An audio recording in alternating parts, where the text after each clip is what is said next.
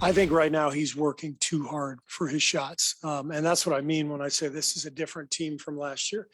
Last year, I don't think we had much choice, just the way our team was built. We're just too scattered. You know, we've always been a team that thrives in chaos. But I think we're a little too chaotic right now. And I think we need to settle down and trust that the next guy can make a play. What was your perspective on your sub pattern in the fourth, not going in at 6:55 and then kind of sitting? You just had to go straight for it, didn't Why you? not? Didn't you? You know it's the top. That's not why we lost. Obviously, I want to be out there, but we understand the big picture. But in this game, we still had opportunities to close it out, and we just didn't. So I don't want that to be the narrative of why we didn't win. We got to execute better, especially down the stretch. But in a game like this, team coming off a back-to-back, and the way that we started the game, honestly, I know it's the league and they're talented, but that shouldn't be the case. Shouldn't have to win it twice. I mean, Vinny Goodwill, Steph's right and he's wrong. He had opportunity to win it in regulation. They had overtime, of course. But the narrative, too late, the narrative is that Steve Kerr kept Steph Curry on the bench for the first 7.5 minutes of the quarter, checking him in with 4.5 minutes left with the game tied at 91. So every time I see people talk about, oh, yeah, Steph Curry's gone scoreless in the fourth quarter of his last, I think it is, 3 games, I'm like, well, yeah, because like Michael Jordan, you say about Michael Jordan and Dean Smith, the only person who could hold Michael Jordan under 20 was Dean Smith. Apparently, the only person who can stop Steph Curry in the fourth is Steve Kerr.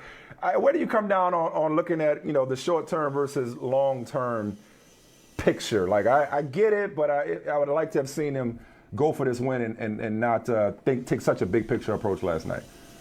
I mean, this was something that plagued them last year when Steph would sit half of the fourth quarter on a team that wasn't as experienced as this team. I know people don't think a year makes as big of a difference, but it really does. And then Steph had to really turn it on that last 6 weeks to get them to the play-in game. And it almost looked like he didn't have enough left. I think you're always going to have 2016 in your mind, where Steph sort of wore down because he was hurt and everything else. He's not the biggest, strongest athlete in that way that you think of in terms of endurance, but you do think of him in terms of dexterity and being able to take care of his body and know, you know, how long he's willing to play. I think, look, man, I follow a lot of Golden State fans and reporters on Twitter, and they have been talking about Steve Kerr's substitution patterns for the past 4 or 5 years. This is nothing new.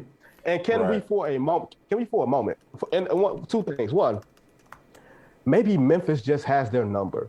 Maybe Memphis is just that damn tough and that damn good. With Memphis got Ja Morant. Woo! They got Ja Morant. They got and those rabid dogs that don't care about Golden State's pedigree. And secondly, can we appreciate bunch of 8-ball and MJGs? All of them, and all of the 211 still reserves. You know what I mean? Like they ain't going for Hennessy and Jack and Coke. They going for 211. And secondly, can we appreciate the peak light-skinnedness of Stephen Curry with an OVO sweatshirt on after a game? Michael Holley, I know you think that's a shot, but I think that is peak light-skinnedness. Eye for detail. The eye for detail. Man, see, I'm telling you. There it is right there. There it is. Look, let me ask you this, Vinny, on Steve Kerr, just so I can have some clarity on this. If people have been questioning him for 4 years on this, and we see the absurdity of it from our perspective, can you give us a flip side? Give us the alternative where Kerr makes sense. Defend it if you can, like what Kerr's logic is on this, because I just don't see it. Do you? Everything Golden State does has been tailored toward the long game. Whether that's how they treated Draymond Green, look at how they're treating Klay Thompson's recovery, where they're saying, look, we're not going to rush anybody back. Everything is always the macro, not the micro. Everything is not about chasing wins right now. And when you look at it, the logic is this. Who in the Western Conference, this side of the Utah Jazz, is a team that you have to be afraid of, or a team that has it together and has their own identity? Clippers are struggling. The Lakers are struggling. Denver has had some issues. So if you need to work some things out right now, this is the time to do it. Now, if your argument is let's run away and hide. So then when Klay comes back, all we got to do is hold water. I can agree with that. But Steph is playing 36 to 38 minutes a night. How much do you expect to be able to lean on someone who's 6'3" and 195 pounds, who runs the way that he runs and handles the way that he handles? Look, he missed every shot he had in the fourth quarter and overtime. Doesn't that indicate fatigue? No, not just that. That also indicates there was an opportunity for them to win the game. And look, the rest of the team got to handle their business. Like, if you think you're going to win it all, you ain't going to win it all with him doing everything. So I definitely see it from both sides. You know, it's like, because it's not running high. Just don't want, this could come back to haunt them. Whether it's the standings, whatever it is, a game in hand that you lose can come back to haunt you. But nonetheless, you know, Steve Kerrs has done it at a high level for a long time. Ja Morant, I don't think you got to worry about not being an all-star this year. I mean, some of those shots he was hitting at the end of the game, especially that 30-foot three. He's already got a couple of those deep threes this year when he, you know, only had a handful his entire career coming into it. He seems to have really just expanded his game to where, I mean, he doesn't look slow downable, let alone stoppable, the way he started the season. You know what he reminds me of? And you kind of have to squint a little bit. I love your comps. The styles are different, but you might have to squint a little bit. Remember a young Allen Iverson? The whirling dervish Allen Iverson? That all he did was put pressure on you at 6 foot, 165 pounds, except he wasn't this natural point guard. You know what I mean? Okay.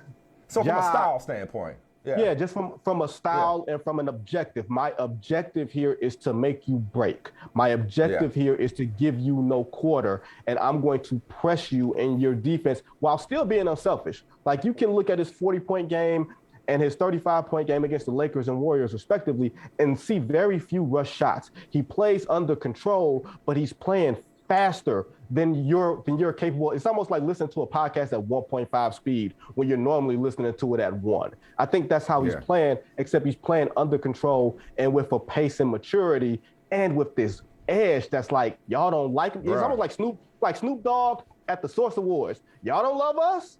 Y'all don't love us? Cool. Or that's what he coming. Or stay in Memphis.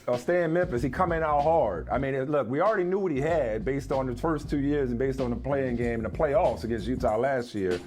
But, you know, he's tired of being underrated. In fact, I don't want to get too far ahead. It's still early. But last thing on Ja, man, is and the other guy's hurt. And he looked fantastic down the stretch last year. It looked like they were unlocking some point forward stuff down in New Orleans. But just given the way that Zion's career started, and the way Ja's has started, like, at what point is it clear that this is that the number 2 is actually the best player in that draft? This is a discussion I'm not ready to have. Zion's fantastic, but Ja, I mean, am I tripping? Okay, at least it's a question. It's at least a question, right? Okay. Good question. Look. So far, Zion averaged 26 and 7 on a 60 true shooting percentage. Let's just say he's out of shape. Let's just say he's hurt, and he's still doing all this stuff. But you're right. But you're right from the standpoint of, look, Ja's going to show up 82 games, and he's going to lift your team. He's going to lift all tides. There's something to that, and he plays the most important position in today's game at point guard. So, yeah, even if I may still take Zion Williamson, I may not take Zion Williamson because this is like year 3 of where I think maybe this is a 6-year thing for Zion before that body finally gives out. This is supposed to be the best of Zion Williamson, given his body type and his age and everything else. If he can't get it together now, I don't know what this is going to look like 5, 6, 7 years down the road when that was already a concern from the moment he was drafted. While Ja keeps taking big steps forward. So, listen, nothing against Zion. I'm just really talking about how brilliant Ja has been so far. You know what? I meant to commend you guys because I don't know if you guys have been commended for this. The discussion that you guys have had on Mike Tomlin the past few days, like the layers that you guys have unlocked, I got a layer to it too. If y'all want to hear, this ain't the person. Here's my thought. I wonder if there's an element of how dare you have this good job with this particular franchise. Not that you don't deserve it, but we can't celebrate the Pittsburgh Steelers as quote unquote one of America's teams because we can't fully embrace you. So we want you to go so we can put somebody else in there that we really, really like and we can really, really embrace. Oh, wait a minute. Two things to that. First and foremost, this is why I love having Vinny on the show. Vinny make himself at home, okay? Like Vinny's like, I don't care what I cover. He's like, I don't care. I don't care. I'm an NBA expert. I got something to say about Mike Tomlin, and that's where we're going, okay? Because Vinny noticed that Mikasa and Mike, you know what Sukasa, it he is? noticed his show too. He noticed his show. What's up? Hey, Mike. It's like, Mike, hey, it's like we talking in the family room, and he come in, hey, I hear y'all having I was in the next room. I heard through the walls. Let me just come consider this. And let me just sit down. And the That's a second stay thing, out of Michael, grown folks. That's a stay out of grown folks conversation moment, and I just butted my way in. My bad. No, far from it. I was in the kitchen fixing a drink, and I'm about to come in and set y'all straight on something. But no, here's the second part. This the part that I think there might be something to that, because it would explain why he's perpetually underrated all these years. And it's also interesting that no matter how long he's been there and how much success he's had, there's always been a level of dissatisfaction or a level of how long is this really going to last type thing, even in a place like Pittsburgh, where we know that they, change coaches as often as you change popes. So no, I think that's a pretty astute observation, Michael Holley. Yeah, and you tell me, Vinny, I think I've heard this. Maybe it's football. Maybe football is the problem, because I'm thinking about this notion of black genius too. Right? And Mike and I talked about this, where Tony Dungy's in the Hall of Fame. Hey, he's a great leader. He's got great integrity, character. It's a player's coach. But was never really called a genius. Mike Tomlin, player's coach. Is it a coaching thing? Because I've heard genius applied to blackness in other fields. Michael Jordan and LeBron James and Kobe Bryant have been called geniuses. But look at those fields. Dave Chappelle. But that's look at those performance, fields. not leadership. Dave Chappelle been called a genius. Exactly. Is that what it is? Inventors, leadership? even inventors, even scientists, mathematicians, doctors. I don't know that they're called geniuses as much as they should be called. But that's the right word, performances. We talked about this, Michael. It's for comedians, it's for artists, it's for entertainers, it's for singers, it's for athletes, But when it comes to ingenuity, especially in sports, whether it's a baseball manager, okay, whether it's a general manager, whether it's a head coach, it's usually through the prism of, he can speak their language, he can relate to them, they can vibe or whatever, as opposed to ingenuity when it comes to X's and O's. I really believe, Vinny, that's what's holding back, or has held back, Byron Leftwich and Eric Bieniemy, because no assistant that's done what Eric Bieniemy has done under Andy Reid has not been a head coach. And as much as Bruce Arians, an offensive guru himself, says that it's Byron running the offense, Tom Brady is the savant. Let most people tell it, Vinny. Well, I think here's where the military as football analogy comes into play. Because you think all of it is compared to the military. Everything's compared to, soldiers and leaders and everything else. And it's hard to picture, for whatever reason, it's hard to picture black men in those positions. So it's more or less you have to qualify it. You have to say something. It has to be another reason besides what you see. When, coaches are getting jobs because they once were like the second cousin once removed of Sean McVay and were automatically termed as a genius, that hits a little bit differently compared to a guy like Mike Tomlin. Look, I don't know if y'all have seen Ben Roethlisberger, but this man has been trending to done for the past 4 or 5 years, held together by duct tape and some good receivers. And I would venture to say that Mike Tomlin has a lot to do with mitigating some of those, but nobody wants to give that credit. I'll say this as another point. If Mike Tomlin were the coach of the Detroit Football Lions and USC came calling, I don't think there would be much offense there. But because he has this great job that is the standard. Like, there's been 3 Pittsburgh Steelers coaches in my lifetime, and I'm closer to 40 than I am 30. I think there's a huge element of let's get this dude out of there, because we all know all NFL jobs are not created equal compared to what maybe college job could be. I think it's because it's that job and that dude and how unapologetic he is about being himself. Yeah.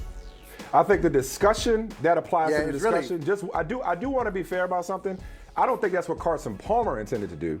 Number one, but also I would only nitpick one thing about that last statement is that if he were with the Lions and in some alternate universe he had the success in Detroit that he's had in Pittsburgh, I think it'd be the same level of offense, not to mention he'd probably be also the governor of Michigan and the mayor of Detroit, as well as the head coach of the Lions at the same damn time. Hey, Vinny, we're going to take a break real quick, and then we're going to come back with you, because I got more basketball I want to talk about. Michael, you too, right? Yeah, roll the music, Gary. Michael, you make this last point. Yeah, that's right. I'm gonna hit y'all though. I'm gonna hit y'all with this stat. My college roommate still works in the media in Pittsburgh. He told me yesterday that since 1970, the Steelers haven't gone more than 5 years without a playoff win. Like that's amazing. So to Vinny's point, it's the perfect job. Never more than a 5-year period. Right, but I think it's without been at least 4 one now, playoff right? win. Now I think compare it's that. been 4. It's been 4. Yeah, so well, it's been more than that. I think it's been more than that. I think it might be 4. I think it's 4 years since they last won the playoff. Since their last playoff win. Yeah. Wow. I think it's 4. Yeah, so it's been a while. Yeah. It's been a while. So All right. Well, we're going to spend some more time with Vinny. it is a standard. Can we talk Great more about job. basketball with you, Vinny, or you want to kind of go? Of course, you know, of course. No, let's you ride. tell us. You tell us. You know, can you tell all of us Well, I heard y'all talking. where we can find the toothpaste?